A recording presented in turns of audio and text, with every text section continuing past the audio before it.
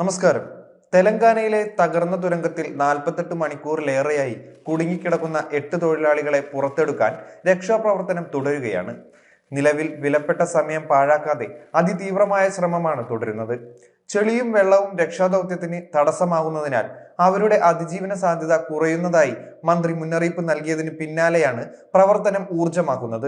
നാഗർ കൂർണൂലിലെ ശ്രീശൈലം അണക്കെട്ടിന് പിന്നിലെ 44 കിലോമീറ്റർ നീളമുള്ള തുരങ്കം ശനിയാഴ്ച രാവിലെ ചില തൊഴിലാളികൾ ചോർച്ച നന്നാക്കുന്നതിനിടെയാണ് തകർന്നു വീണത്. ഇവരിൽ ഭൂരിഭാഗവും രക്ഷപ്പെട്ടെങ്കിലും 8 പേർ കുടുങ്ങിപ്പോവുകയായിരുന്നു. 48 മണിക്കൂർ പിന്നിട്ടെങ്കിലും ഇവരെക്കുറിച്ച് യാതൊരു വിവരവും ലഭിച്ചിട്ടില്ല. ഇവരിൽ 4 പേർ തൊഴിലാളികളും 4 പേർ കൺസ്ട്രക്ഷൻ കമ്പനിയിലെ ജീവനക്കാരുമാണെന്നാണ് രക്ഷാപ്രവർത്തനങ്ങൾക്ക് മേൽനോട്ടം വഹിക്കുന്ന മന്ത്രി കൃഷ്ണറാവു അറിയിച്ചിരുന്നു. കരസേനയും ദേശീയ ദുരന്ത നിവാരണ സേനയും സംസ്ഥാന ഏജൻസികളും രക്ഷാപ്രവർത്തനത്തിൽ സജീവമാണ്. കൂടാതെ നേവി കമാൻഡോകളും അവരെ സഹായിക്കാൻ രംഗത്തെത്തിയിട്ടുണ്ട്. ഏറ്റവും ശ്രദ്ധേയമായ കാര്യം എന്തെന്നാൽ 2023 ഉത്തരാഖണ്ഡിലെ സിൽക്കേര ടണൽ ഓപ്പറേഷന് പിന്നിൽ പ്രവർത്തിച്ച സംഘത്തിലെ 6 പേരും രക്ഷാപ്രവർത്തനത്തിൽ പങ്കാളികളാണ്. തുരങ്കത്തിന്റെ മുഖത്ത് നിന്ന് കുറഞ്ഞത് 13 കിലോമീറ്റർ അകലെയാണ് തകർച്ചയുണ്ടായത്. രക്ഷാപ്രവർത്തകർ അവസാന 100 മീറ്ററിൽ എത്തിയിട്ടുണ്ടെന്നും എന്നാൽ വെള്ളവും ചെളിയും രക്ഷാപ്രവർത്തനത്തിന് തടസ്സമാകുന്നുണ്ടെന്നും മന്ത്രി പറഞ്ഞു. കാൽനട യാത്ര പോലും അസാധ്യമായ രീതിയിൽ തുരങ്കത്തിനുള്ളിൽ ചെളി അടിഞ്ഞു കൂടിയിട്ടുണ്ട്. രക്ഷാപ്രവർത്തകർ സഞ്ചരിക്കാൻ റബ്ബർ ട്യൂബുകളും മരപ്പലകകളും ഉപയോഗിക്കുന്നു. അതിജീവനത്തിനുള്ള സാധ്യതകൾ മങ്ങുകയാണ്. പക്ഷേ ഞങ്ങൾ പ്രതീക്ഷയിലാണ്.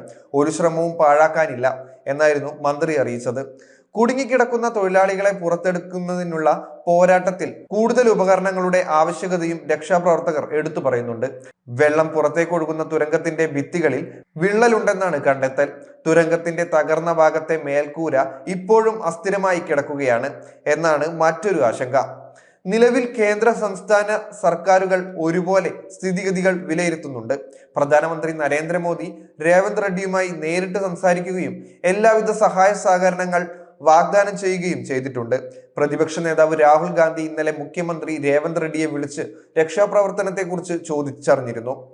തുരങ്കത്തിന്റെ മേൽക്കൂര ഇടിഞ്ഞു വീണ് തകർന്ന ബോറിംഗ് മിഷന്റെ അടുത്തുവരെ ദൗത്യസംഘത്തിന് എത്താനായെങ്കിലും കുടുങ്ങിക്കിടക്കുന്ന 8 പേരോട് ബന്ധപ്പെടാൻ ഇതുവരെ സാധിച്ചിട്ടില്ല.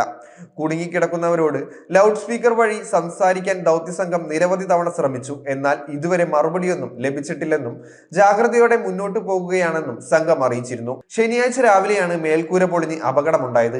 വിവിധ സംസ്ഥാനങ്ങളിൽ നിന്നുള്ള 8 തൊഴിലാളികളാണ് തുരങ്കത്തിനകത്ത് പെട്ടുപോയിരിക്കുന്നത്. ജില്ലാ ഭരണകൂടം നൽകുന്ന കണക്കുകൾ ഇങ്ങനെയാണ്. കുടുങ്ങിപ്പോയവരിൽ 2 പേർ എഞ്ചിനീയർമാരാണ്. കുറച്ചുനാളായി നിർമ്മാണ പ്രവർത്തനങ്ങൾ നടക്കാത്ത തുരങ്കത്തിൽ കഴിഞ്ഞയാഴ്ചയാണ് വീണ്ടും നിർമ്മാണം ആരംഭിച്ചത്. അപകട സമയത്ത് സ്ഥലത്ത് നിരവധി തൊഴിലാളികൾ ഉണ്ടായിരുന്നു. പലരും തലനാരിഴയ്ക്കാണ് രക്ഷപ്പെട്ടത്.